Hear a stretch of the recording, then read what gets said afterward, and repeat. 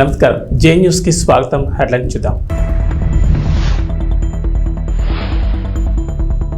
లోక్సభ రెండవ దశ ఎన్నికల్లో 60.96% పోలింగ్. రేపటి నుంచి సీఎం జగన్ ఎన్నికల ప్రచారం. రాష్ట్రాన్ని నాశనం చేస్తుంటే చూస్తూ ఊరుకోను కేసీఆర్.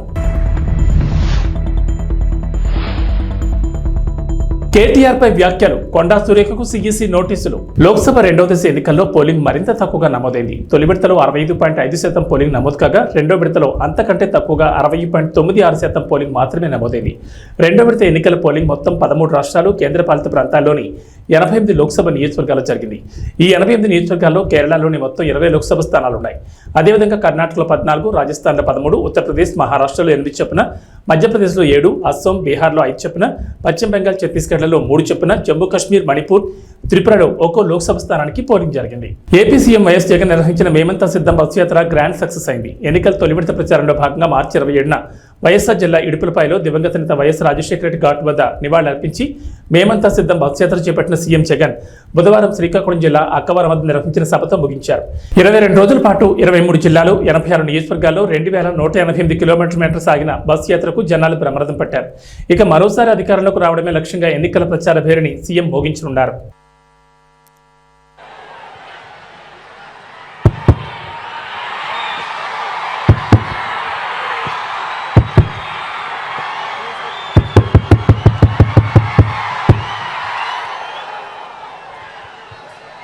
టెక్కలిలో శ్రీకాకుళం జిల్లా సిద్ధం.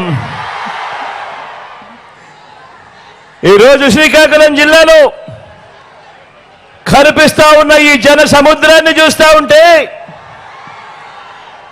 లక్షల మంది తమ ఇంటింటి అభివృద్ధిని కాపాడుకునేందుకు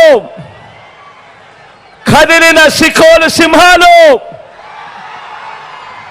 ఈ విప్లవ గడ్డ మీద, ఆ పెత్తందారుల ముఠా మీద ఎగరవేస్తా ఉన్న విప్లవ బావుట కనిపిస్తా ఉంది ఇక్కడ ఈ రోజు ఈ సభలో. రాయలసీమ నుంచి ఉత్తరాంధ్ర వరకు అడుగడుగునా కూడా జన సముద్రం. వైఎస్ఆర్ జిల్లా నుంచి శ్రీకాకుళం వరకు దారి పొడుగునా కూడా జన సునామీ చూస్తా ఉంటే 25 పార్లమెంట్లకు 25 పార్లమెంట్లు, 175 అసెంబ్లీ స్థానాలకు 175 అసెంబ్లీ స్థానాలు, మొత్తంగా డబుల్ సెంచరీ కొట్టేందుకు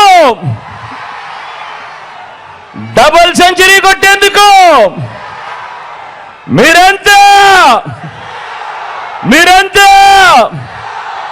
సిద్ధమేనా?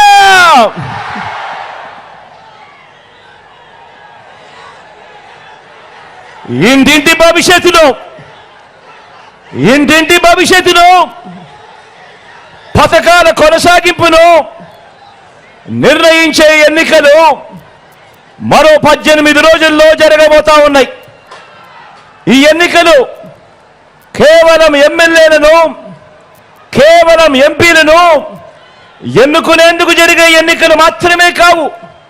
ఈ ఎన్నికలు ఈ 58 నెలల కాలంలో బలమైన పునాదులతో పేదల కోసం తీసుకువచ్చిన అనేక సంస్కరణలు, అనేక పథకాలు, ఇవన్నీ కూడా కొనసాగాల లేదా వద్దా అన్నది నిర్ణయించే ఎన్నికలు ఈ జరగబోతా ఉన్న ఈ కురుక్షేత్రం.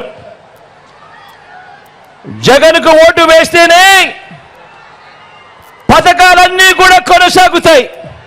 ప్రాణాలకు తెగించి వచ్చినా పర్వాలేదనుకుని ఆమరణ నిరాహార దీక్షతో తెలంగాణ కోసం పోరాడా. కష్టపడి తెచ్చుకున్న తెలంగాణను నా కళ్ళ ముందే నాశనం చేస్తుంటే చూస్తూ ఊరుకోను. యుద్ధం చేసేందుకు మీరు నాకు బలం ఇవ్వాలి అని బీఆర్ఎస్ అధినేత మాజీ ముఖ్యమంత్రి కల్వకుంట్ల చంద్రశేఖరరావు విజ్ఞప్తి చేశారు. దేశాన్ని 10 ఏళ్లుగా పాలించిన బీజేపీ పేదలకు ఏం చేసిందని ప్రశ్నించారు. అచ్చే దిన్ వచ్చిందా సచ్చే దిన్ వచ్చిందా అని మండిపడ్డారు. బీఆర్ఎస్ బస్సు యాత్రలో భాగంగా శుక్రవారం 3వ రోజు మహబూబ్ నగర్ పట్టణంలో కేసీఆర్ రోడ్ షో నిర్వహించారు. క్లాక్ టవర్ సెంటర్లో జరిగిన కార్నర్ మీటింగ్లో ప్రజలను ఉద్దేశించి ప్రసంగించారు. ముఖ్యమంత్రి మంత్రులు ఎవరు పోలే, ఆ మానేనికి ఒక దండ పెట్టలే, గేట్లు తాళం వేసినారు. వేరే రాష్ట్రాల నుంచి కూడా ప్రజలు వచ్చి ఇదేం దిక్కుమాలిన ప్రభుత్వం తిట్టుకుంటూ పోయినారు. దయచేసి మీరు ఆలోచన చేయాలి. ఇవన్నీ కూడా అడ్డగోలు మాటలు, నిందలు, అనవసరమైనటువంటి కథలు చెప్తున్నారు తప్ప వీళ్ళు న్యాయం చేసే పరిస్థితులు లేరు. మరి ఇప్పుడు ఏం జరగాలి? న్యాయం జరగాలి. న్యాయం జరగాలంటే ఇవాళ ప్రజల కాంగ్రెస్ పంచాయతీ పడ్డది. ప్రజల పక్షాన గట్టిగా కొట్లాడేటటువంటి పంచాయతీ పెద్ద కావాలి. ఆ పంచాయతీ పెద్ద ఎవరు? కేసీఆర్ఏనా? బీఆర్ఎస్ ఏనా? నేను మీ అందరినీ ప్రార్థించేది ఒకటే, నేను ఇంకా సూర్యాపేటకు వెళ్ళాలా, విషయాలన్నీ మీరు టీవీలో చూస్తూ ఉన్నారు. నిన్న రాత్రి టీవీ 9లో నేను కూడా అన్ని చెప్పినాను, మీకు అన్ని విషయాలు తెలిసిపోయినాయి. తప్పకుండా మళ్ళా మన రాజ్యమే వస్తుంది, అనుమానం లేదు. ఎవడు కూడా ఆపలేడు. బ్రహ్మాండంగా తెలంగాణ మనం కలగన్న బంగారు తెలంగాణ అయ్యేదాకా మనం అద్భుతంగా తీసుకొని పోవాలి. నేను మిమ్మల్ని అందరినీ ప్రార్థించేది, మిమ్మల్ని అందరినీ కూడా నేను ప్రార్థించేది, పార్లమెంట్ ఎన్నికలలో బీఆర్ఎస్కు బలం ఇస్తే అది తెలంగాణ ప్రజల బలం అవుతుంది, తెలంగాణ ప్రజల శక్తి అవుతుంది. మీ తరఫున ఈ ప్రభుత్వం మెడలు వంచగలుగుతాం, అన్ని విధాలుగా సాధించగలుగుతాం. ఇవాళ మీరు చూపించినటువంటి ఈ స్వాగతం, ఈ ప్రేమ నా జన్మలో కూడా నేను మర్చిపోను. ఇంత అద్భుతంగా మీరు ఏర్పాటు చేసినట్టు చాలా సంతోషం. కానీ మే 13వ తేదీ వరకు ఇదే ఉత్సాహాన్ని కొనసాగించి పార్లమెంటులో కృష్ణారెడ్డి గారికి ఓటేసి, కారు గుర్తుకు ఓటేసి మీరు గెలిపించాలి. ఇవాళ 12 ఎంపీలు మనం గెలిస్తే తెలంగాణలో భూమి ఆకాశం ఒకటి చేసేంత పోరాటం చేస్తాను నేను మనవి చేస్తా ఉన్నాను. మీరిచ్చే బలంతోనే కేసీఆర్ కానీ బీఆర్ఎస్ కానీ పోరాటం చేయగలుగుతారు, మీకు న్యాయం చేయగలుగుతారు, హామీలు అమలు చేయించగలుగుతారు, ఈ కాంగ్రెస్ ప్రభుత్వం మెడలు వంచగలుగుతారు, రైతులకు న్యాయం జరుగుతుంది, కరెంటు చక్కగా వస్తుంది. కాబట్టి దయచేసి ఈ ఎన్నికల్లో బీఆర్ఎస్ అభ్యర్థి కృష్ణారెడ్డి గారి కారు గుర్తుకు ఓటేసి గెలిపించాలని మీ అందరినీ కూడా కోరుతూ నేను సూర్యాపేటకు బయలుదేరుతా ఉన్నా. జై తెలంగాణ, జై తెలంగాణ, జై తెలంగాణ. కారు గుర్తుకే, జై తెలంగాణ. మంత్రి కొండా సురేఖపై కేంద్ర ఎన్నికల సంఘం ఆగ్రహం వ్యక్తం చేసింది. బీఆర్ఎస్ వర్కింగ్ ప్రెసిడెంట్ కేటీఆర్ పై ఇటీవల చేసిన అనుచిత వ్యాఖ్యల నేపథ్యంలో ఆమెను ఈసీ హెచ్చరించింది. ఎన్నికల వేళ జాగ్రత్తగా మాట్లాడాలని సూచించింది. ఆరోపణలు చేసే సమయంలో బాధ్యతగా వ్యవహరించాలని, స్టార్ క్యాంపెయినర్గా మంత్రిగా మరింత బాధ్యతగా ఉండాలని హితవు పలికింది. కాగా ఈ నెల 1వ తేదీన వరంగల్లో జరిగిన ఎన్నికల ప్రచారంలో కేటీఆర్ పై మంత్రి కొండా సురేఖ విమర్శలు గుప్పించారు. ఫోన్ ట్యాపింగ్ వ్యవహారంలో కేటీఆర్ పై తీవ్ర ఆరోపణలు చేశారు. ఫోన్ ట్యాపింగ్ తో ఎంతో మంది హీరోయిన్లను బ్లాక్మెయిల్ చేశారని, అధికారాన్ని బదిలీ చేశారని, అనేక మందిని ఉద్యోగాలు కోల్పోయి జైలుకు వెళ్లేలా చేశారని ఆరోపించారు. ఈ వ్యాఖ్యలపై బీఆర్ఎస్ అభ్యంతరం వ్యక్తం చేస్తూ ఎన్నికల సంఘం దృష్టికి తీసుకెళ్లింది. బీఆర్ఎస్ నేత దాసు శ్రవణ్ ఈసీకి ఫిర్యాదు చేసిన క్రమంలో నేడు మంత్రి వ్యాఖ్యలు తప్పుపట్టింది ఎన్నికల సంఘం. అధికారంలో ఉన్న మాకు తెలుసు, మరి ప్రజల సొమ్మునంతా దుర్వినియోగం చేసి ఈ రోజు మీరు కోట్లు దండుకొని ఒక పక్క నీ బిడ్డ లిక్కర్ స్కామ్ లో మరి 100 కోట్ల కోసం జైల్లోకి పోయింది, నీ కొడుకేమో ఫోన్ ట్యాపింగ్ చేసుకుంటూ ఈ రోజు ఎంతో మంది హీరోయిన్లు అటువంటి వాళ్ళని కూడా బ్లాక్ మెయిల్ చేసి కొంతమంది అధికారులను ఈరోజు బలి చేసి వాళ్ళ ఉద్యోగాలు పోయి జైళ్లలోకి పోయేటువంటి పరిస్థితి తీసుకొచ్చిండు. మరొక పక్క కాళేశ్వరం మేడిగడ్డ గట్టి మరి మీరు మొత్తానికి కాళేశ్వరాన్ని మేడిగడ్డను కూడా ఈరోజు కూల్చాలా, ఏం చేయాలో తెలియనటువంటి పరిస్థితుల్లో మీరు వదిలిపెట్టిపోవడం అనేది చాలా బాధాకరం. అధికారంలో ఉన్న మాకు తెలుసు, మరి ప్రజల సొమ్మునంతా దుర్వినియోగం చేసి నాకు ఎలాంటి ఇల్లీగల్ వ్యవహారాలతో నాకు సంబంధం లేదు. ఫోన్ ట్యాపింగ్ అని చెప్పి లీకు వీరుడు రేవంత్ రెడ్డి గారు పాపం డైరెక్ట్గా ప్రెస్ కాన్ఫరెన్స్ పెట్టే దమ్ము లేదు, డైరెక్ట్గా ఆధారాలు ప్రజల ముందు పెట్టే దమ్ము లేదు, ఏముందో విషయం ఎవరికి తెలియదు. పోలీస్ రిమాండ్లో ఉన్న వాళ్ళకి కూడా ఫోన్లకు వెళ్ళి మీకు లీకులు వస్తాయి. ఈయన లీకు వీరుడు. మరి లీకు వీరుడు ఏదో కష్టపడి నా క్యారెక్టర్ అసాసినేషన్ చేయాలనే ప్రయత్నంలో చాలా బలంగా ఉన్నాడు. ఎవరో హీరోయిన్లను నేను బెదిరించిన అంటది ఆ మంత్రి. ఆమెకు నెత్తుందా లేదా నాకు తెలియదు. నాకంత కర్మ ఏంది, నాకు ఈ దిక్కుమాలిన పనులు చేయాల్సిన పరిస్థితి ఏంది, నాకు ఎలాంటి ఫోన్ ట్యాపింగ్ వ్యవహారంతో నాకు ఎలాంటి సంబంధము లేదు. ఈ అడ్డమైన మాటలు ఎవరైనా మాట్లాడితే, చెత్త మాటలు ఎవరైనా మాట్లాడితే వారు మంత్రి అయినా ముఖ్యమంత్రి అయినా తాట తీస్తాము, లీగల్గానే చూసుకుంటాం. తాట తీస్తామంటే మళ్ళీ మీరు ఇదే యూట్యూబ్లో తమ్మునీళ్ళు పెట్టి తాట తీస్తామన్నాడు, ఈయనకు అహంకారం ఎక్కువ అని చూపెడకూరి. అదో వినండి, తొందరపడకండి. తప్పకుండా లీగల్గానే ఎదుర్కొంటాం, న్యాయపరంగానే ఎదుర్కొంటాం. మాకు ఎవరిని బెదిరించాల్సిన అవసరం కానీ ఎవరిని. మంత్రి కొండా సురేఖకు లీగల్ నోటీసులు పంపారు బీఆర్ఎస్ వర్కింగ్ ప్రెసిడెంట్ కేటీఆర్. దీనికి సంబంధించి పూర్తి అప్డేట్స్ మా ప్రతినిధి సతీష్ ఫోన్ ద్వారా అందిస్తారు. సతీష్, కేటీఆర్ కొండా సురేఖకు లీగల్ నోటీసులు పంపించినట్లుగా తెలుస్తుంది. దీనిపై సురేఖ కూడా స్పందించినట్లుగా సమాచారం అందుతుంది. డీటెయిల్స్ ఏంటి? వర్కింగ్ ప్రెసిడెంట్ కేటీఆర్ కొద్దిసేపటి క్రితమే లీగల్ నోటీసులు ఇచ్చారు. ఆయన మీద కామెంట్ చేస్తున్నటువంటి, ఆయన మీద ఆరోపణలు చేస్తున్నటువంటి వాళ్ళకి లీగల్ నోటీసులు ఇచ్చారు. దాంట్లో ముఖ్యంగా ఆ మంత్రి కొండా సురేఖకు తో పాటుగా ఎమ్మెల్యే ఎన్ఎం శ్రీనివాస్ రెడ్డితో పాటుగా మరి కొంతమంది నాయకులు, అంటే కాంగ్రెస్ నాయకులు, ఆయన మీద సిరిసిల్ల నుంచి పోటీ చేసినటువంటి కేకే మహేందర్ రెడ్డి కూడా నోటీసులు ఇచ్చారు. వీటితో పాటు కొన్ని ఛానల్స్ అంటే యూట్యూబ్ ఛానల్స్ కి, మీడియా సంస్థలకు కూడా లీగల్ నోటీసులు పంపించారు. ప్రధానంగా గత వారం రోజులుగా కేటీఆర్ మీద చేస్తున్నటువంటి ఆరోపణలు ఖచ్చితంగా ప్రూవ్ చేయాలి, లేకుంటే పరువు నష్టం దావా వేస్తానని చెప్పి కూడా కేటీఆర్ హెచ్చరించారు. ఆ చెప్పినటువంటి విధంగానే పరువు నష్టం కోసం సంబంధించి ఇప్పుడు లీగల్ నోటీసులు కూడా పంపించారు. ట్యాపింగ్ వివరాలు ముఖ్యంగా ప్రధానంగా ప్రస్తుతం ఏదైతే ఇష్యూ కొనసాగుతుందో ఫోన్ ట్యాపింగ్ సంబంధించి ఆయన లేకున్నప్పటికీ కూడా ఆయనకు ఎలాంటి సంబంధం లేకున్నా తన పేరును ప్రస్తావిస్తున్నారు. అందుకోసమే నేను లీగల్ నోటీసులు ఇస్తున్నాను, అవాస్తవమైనటువంటి ఆరోపణలు చేస్తున్నా అని చెప్పి కూడా కేటీఆర్ చెప్తున్నారు. ఈరోజు ఉదయం తెలంగాణ భవన్ లో మీడియా సమావేశంలో కూడా మాట్లాడారు. దీనికి సంబంధించి లీగల్ నోటీసులు కూడా పంపిస్తాం అని చెప్పినటువంటి విధంగానే లీగల్ నోటీసులు పంపించారైతే ట్యాపింగ్ కు సంబంధించి ఏమాత్రం సంబంధం లేకపోయినా తన పేరుని కుట్రపూరితంగా ప్రస్తావిస్తున్నారని కేటీఆర్ చెప్తున్నారు. తన ప్రతిష్టకు భంగం కలిగించే విధంగా మాట్లాడుతున్న వీళ్ళందరిపైన కూడా న్యాయపరమైన చర్యలు తీసుకున్నట్టు కూడా ఆయన చెప్తున్నారు. వాళ్ళతో పాటు అంటే ఎలాంటి ఆధారాలు లేకుండా కేవలం పేరుని ప్రస్తావిస్తూ ఈ విధంగా ప్రచారం చేస్తున్నటువంటి దానికోసమే తాను లీగల్ నోటీసులు పంపిస్తానని కూడా చెప్పడం జరిగింది. ఈరోజు ఉదయం చెప్పినటువంటి విధంగానే నలుగురికి మంత్రి కొండా సురేఖతో పాటుగా ఎమ్మెల్యే ఎన్ఎం శ్రీనివాస్ రెడ్డి, అదేవిధంగా కేకే మహేందర్ రెడ్డి కాంగ్రెస్ పార్టీకి సంబంధించినటువంటి సిరిసిల్ల ఇన్ఛార్జిగా ఉన్నటువంటి కేకే మహేందర్ రెడ్డి కూడా యాసంగి ధాన్యం కొనుగోళ్లు 10 లక్షల టన్నులు మైలురాయిని దాటాయి. ఇందులో 50% పైగా కొనుగోళ్లు నిజామాబాద్, నల్గొండ, సూర్యాపేట జిల్లాలలో జరిగాయి. ఏప్రిల్ 24 నాటికి 1.59 లక్షల మంది రైతుల నుంచి 10.51 లక్షల టన్నుల ధాన్యాన్ని కొనుగోలు చేసినట్లు పౌర సరఫరాల సంస్థ వర్గాల సమాచారం. రైతులకు 950.19 కోట్ల మొత్తాన్ని చెల్లించారు. 1360.27 కోట్లు చెల్లించాల్సి ఉంది. 23వ తేదీ వరకు 9.44 లక్షల టన్నుల ధాన్యం కొనుగోలు చేయగా 24న ఒక్కరోజే 1.07 లక్షల టన్నులు కొన్నారు. కొనుగోలులో నిజామాబాద్ జిల్లా 2,57,167 టన్నులతో తొలి స్థానంలో ఉంది. ఆ తర్వాత 2,17,068 టన్నులతో నల్గొండ జిల్లా రెండో స్థానంలో ఉండగా 1,10,044 టన్నులతో సూర్యాపేట జిల్లా మూడో స్థానంలో ఉన్నాయి. గత ఏడాది ఏప్రిల్ 24వ తేదీ నాటికి కొనుగోలు చేసిన ధాన్యం 2.51 లక్షల టన్నులు. అప్పట్లో కొనుగోలు ఏప్రిల్ 13న ప్రారంభం కాగా ఈ ఏడాది అంతకంటే ముందు మార్చి 25 నుంచి మొదలయ్యాయి. ఆదిలాబాద్, ఆసిఫాబాద్, గద్వాల, వికారాబాద్ జిల్లాలో వరి సాగు ఆలస్యమైన పంట చేతికి రాక ఇంకా కొనుగోలు ప్రారంభం కాలేదని అధికారులు చెబుతున్నారు. దేశవ్యాప్తంగా ఎండలు మండిపోతున్నాయి. పలు రాష్ట్రాల్లో అధిక ఉష్ణోగ్రతలు నమోదవుతున్నాయి. తెలుగు రాష్ట్రాల్లోనూ ఎండలు మండిపోతున్నాయి. పగటి ఉష్ణోగ్రతలు 36 నుంచి 43 డిగ్రీల పైన నమోదవుతున్నాయి. పొద్దున్న 8 గంటలకే భానుడు తన ప్రతాపాన్ని చూపిస్తున్నాడు. ఈ నేపథ్యంలో మరో వారం రోజుల పాటు దేశంలోని పలు రాష్ట్రాల్లో ఇదే పరిస్థితి కొనసాగుతుందని భారత వాతావరణ శాఖ హెచ్చరికలు జారీ చేస్తుంది. వేసవి సెలవుల రద్దీని ఎదుర్కొనేందుకు దక్షిణ మధ్య రైల్వే ప్రత్యేక ఏర్పాట్లు చేస్తోంది. ఇప్పటికే రెగ్యులర్ మార్గాల్లో రద్దీకి అనుగుణంగా ప్రత్యేక కోచ్ల సంఖ్య పెంచుతోంది. వేసవి సెలవులతో పాటుగా ఎన్నికల కోసం సొంత ప్రాంతాలకు వచ్చే వారితో ఇప్పటికే మే 11, 12, 13 తేదీల్లో తెలుగు రాష్ట్రాల మధ్య నడిచే రైళ్లు దాదాపు ఫుల్ అయ్యాయి. ఇదే సమయంలో తెలుగు రాష్ట్రాల్లో కనిపిస్తున్న డిమాండ్ మేరకు వారాంతపు రైళ్లను నడపాలని దక్షిణ మధ్య రైల్వే నిర్ణయించింది. ఈసారి వేసవి సెలవుల వేళ రైళ్లలో రద్దీ ఎక్కువగా ఉంటుంది. ఇప్పటికే కనిపిస్తున్న వెయిటింగ్ లిస్టుల ఆధారంగా వారాంతంలో ప్రత్యేక రైలు నడపాలని నిర్ణయించింది. ప్రత్యేక రైళ్ల వివరాలను అధికారులు వెల్లడించారు. 07234 నెంబర్ గల రైలు ఈ నెల 28 నుంచి జూన్ 30 తేదీ వరకు ప్రతి ఆదివారం సికింద్రాబాద్ నుంచి సంతర్గచ్చి వరకు నడుస్తుందని అధికారులు తెలిపారు.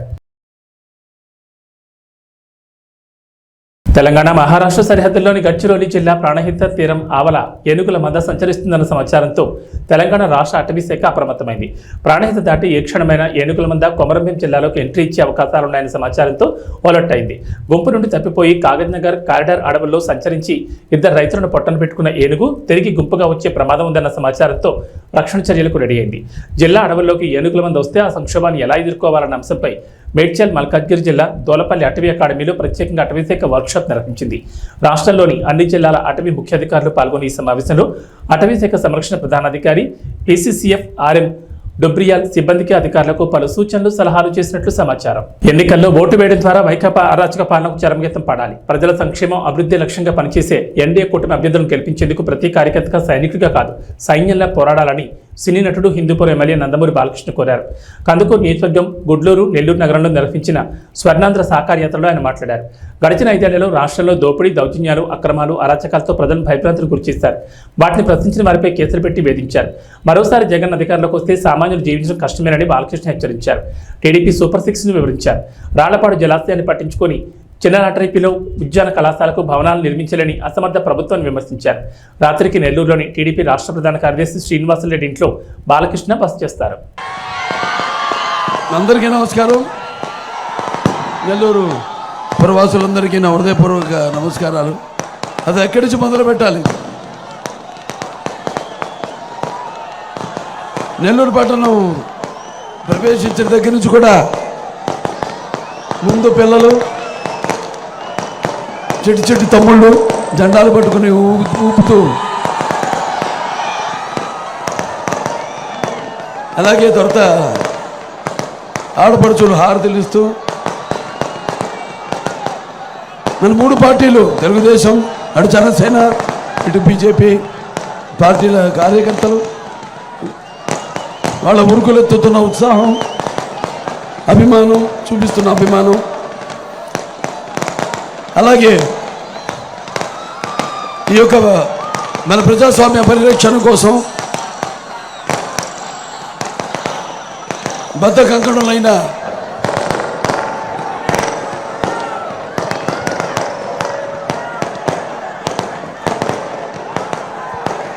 ప్రజలందరికీ, అలాగే తెలుగుదేశం పార్టీ విజయాలకి హారతులిస్తూ, అలాగే నీరాజనాలు అర్పిస్తున్న నా తెలుగింటి ఆడపడుచులకి, యువతరానికి ప్రతినిధులు, నవతరానికి నాయకులు, భావతరానికి భారతదేశపు మహాశక్తి అయిన యువతరానికి నా అభిమానులకు ముందుగా నా హృదయపూర్వక చేస్తే రాళ్ళంత జనం,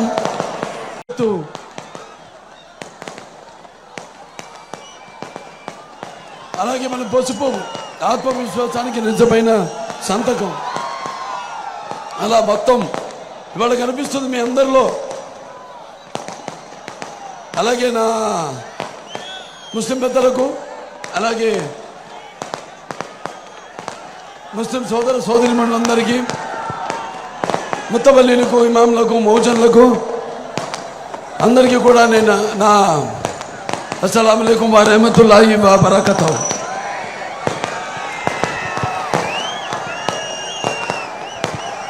ఇప్పుడు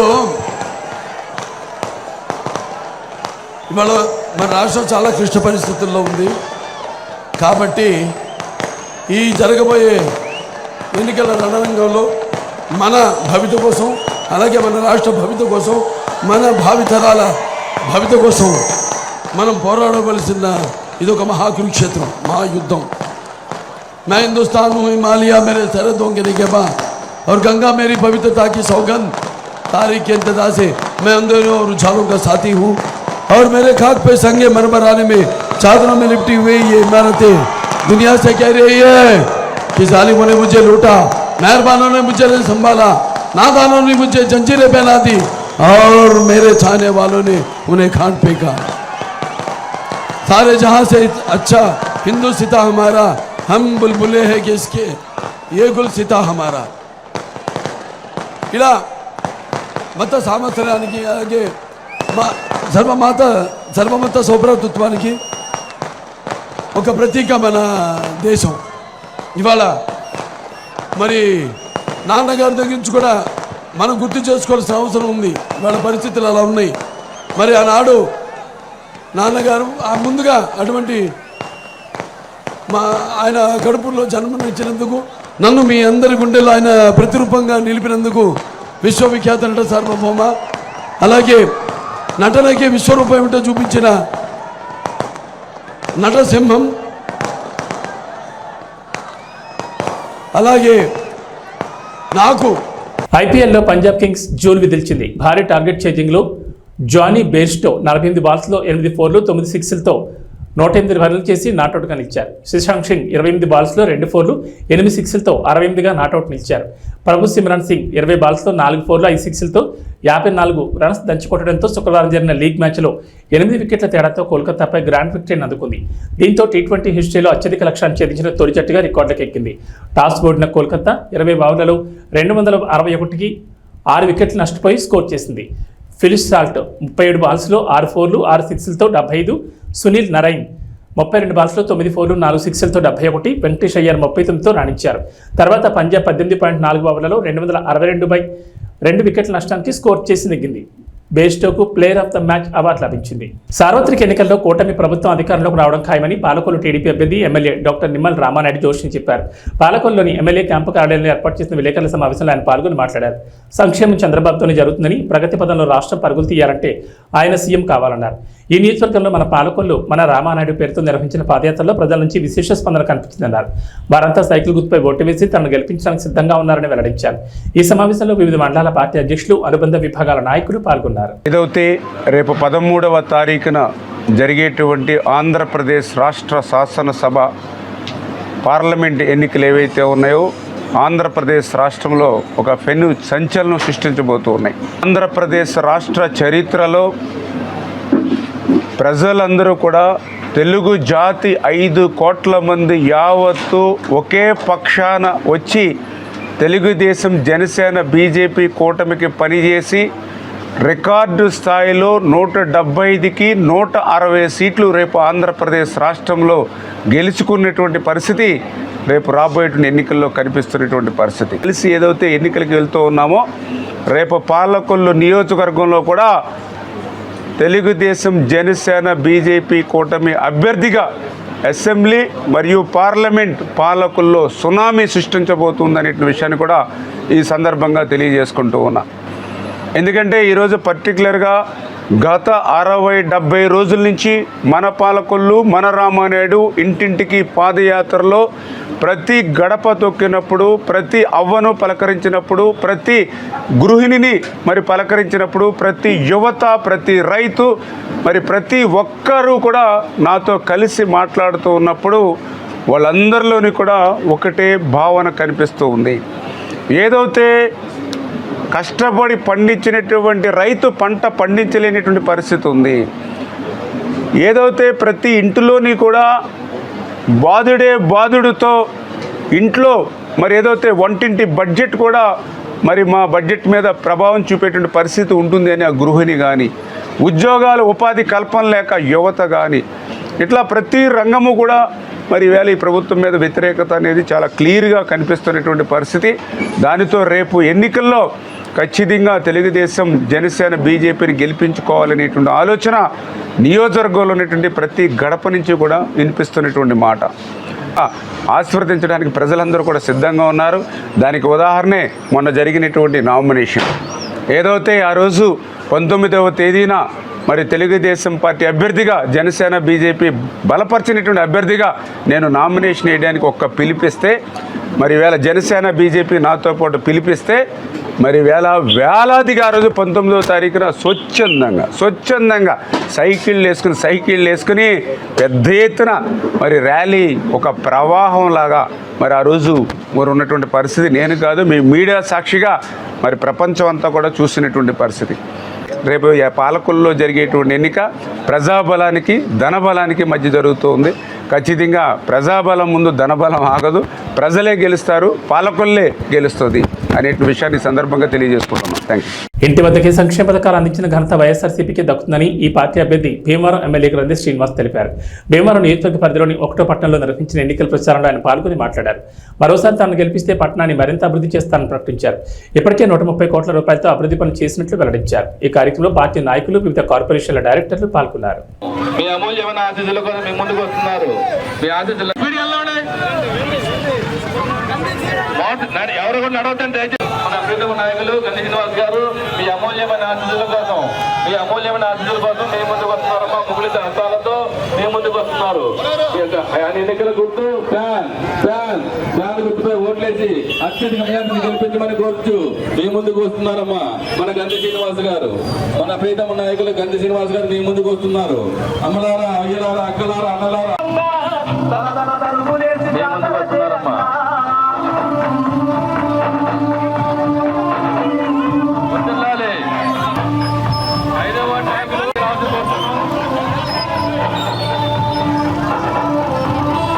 వార్డు నాయకులు మోటార్సైకిల్ పెట్టండి.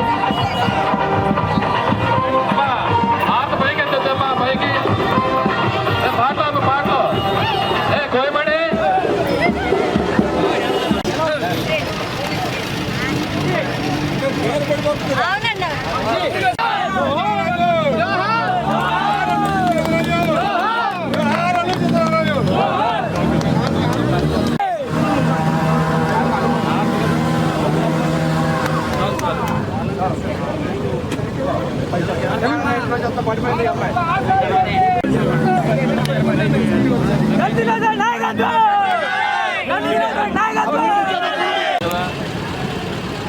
దయచేసి మోటార్ సైకిల్ రేస్ చేయడం కానీ హార్న్లు కొట్టడం వెళ్ళాలండి.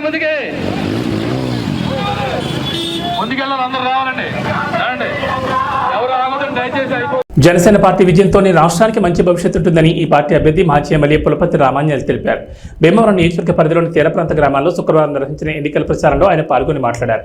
కూటమి ప్రభుత్వం అధికారంలోకి రాగానే నిరుద్యోగ యువతకు ఉపాధి అవకాశాలు కల్పిస్తామన్నారు. గాజు గ్లాస్తో పాటు కమలంపూపై ఓటు వేసి తనను నరసాపురం పార్లమెంట్ అభ్యర్థి భూపతిరాజు శ్రీనివాస్ వర్మను గెలిపించాలని కోరారు. ఈ కార్యక్రమంలో టీడీపీ, జనసేన, భాజపా ప్రతినిధులు పాల్గొన్నారు.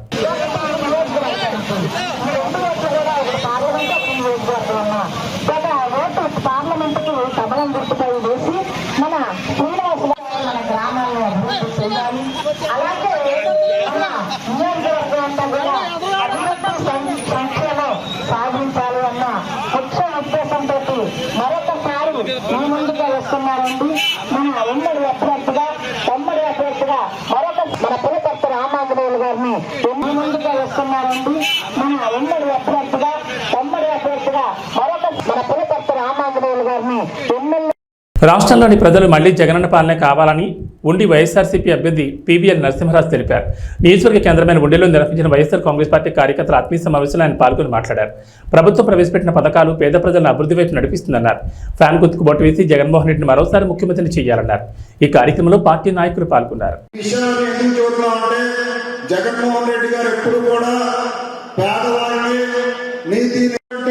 కొన్ని కార్యక్రమాలు కరోనా కష్టకాలంలో ఎవరికాళ్ళు వ్యాపారాలు చేసుకున్నారు, కానీ ఆయన సొంత రూపాయలు ఆయన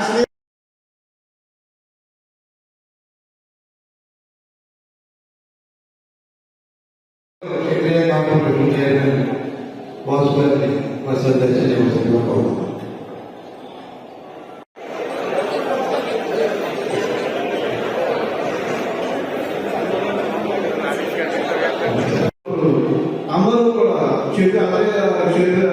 వాళ్ళు చేయాలి తప్ప ఆయన కాదు. నాకు పార్టీ ముఖ్యం చంద్రబాబు గారు మాకు ఆయన స్నేహితుడు అని చెప్పి ఆయన వెంటే ఉండేది. ఆయన నిరుపేదలు అందరూ కూడా వాళ్ళు చేయాలి తప్ప ఆయన కాదు. నాకు పార్టీ ముఖ్యం చంద్రబాబు గారు మాకు ఆయన స్నేహితుడు అని చెప్పి ఆయన వెంటే ఉండేది. ఆయన నిరుపేదలు